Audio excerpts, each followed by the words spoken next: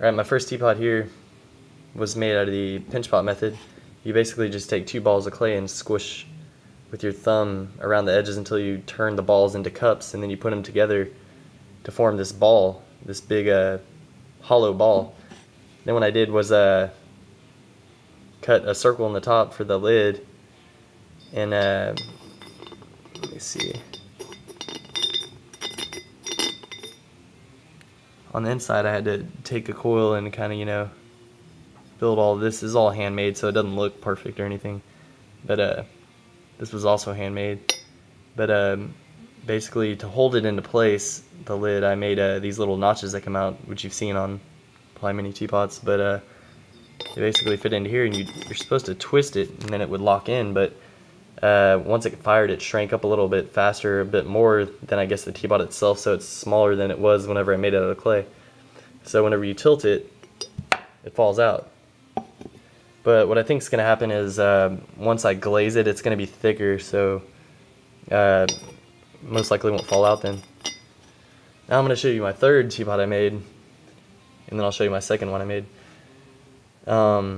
This is just a basic teapot. I made it on the wheel. I threw it and trimmed the foot and everything into it. It's from my mom for Christmas. But the handle I pulled out of clay, the spout I made on the wheel, I threw it.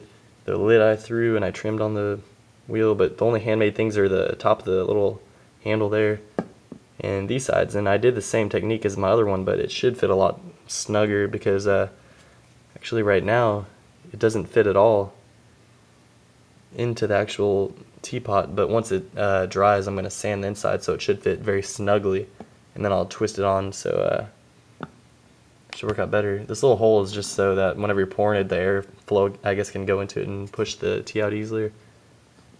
But now on my second design, I wanted to make a teapot with a lid that was held in place. It wouldn't fall out no matter what, because after my first one it would fall out.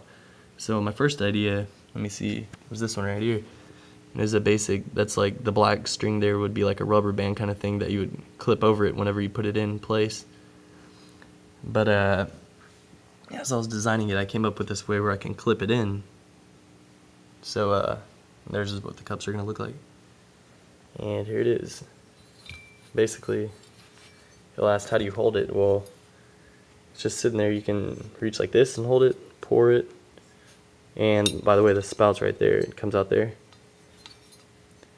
And you can do that, or you can pick it up like this. It doesn't really matter. It's just the handle is more for looks than comfort, but it's actually pretty comfortable. And the way the clip works for the lid is, if you look up close, you can see whenever you pull this lever, it goes like that. So it's kind of hard to do with one hand, but let me see, you just like that and pull it out. But if it's at a little bit more of a slant, it'll fall out. The idea was to be able to slide it right into it, and it would push it up and then click into place without using your finger on it, but I didn't really consider the design as much as I should have. But so you can do that, and it clips into place, and then it won't fall out no matter what. And if that thing's locked in, they're good. But anyways, this the rubber band was supposed to just come through here to this little hook, and it would have looked a lot better, but when it goes from here to here, just the leverage isn't right, so it doesn't pull it straight down. So what I'm going to do is just use a metal wire, and it comes over here and pushes down, so it'll look a little bit better once I'm done. But anyways, so if I tilt it like that, it falls out like a clip kind of. This actually reminds me of like an AK-47 of teapots or something like that. But anyways, you can see in there, there's the strainer. It's kind of ugly looking because it was hard to build it down in there. That's so that the tea bag won't clog up the hole whenever you're pouring. And in all the corners, I put chunks of clay so that it would kind of round it off and be easier to clean up.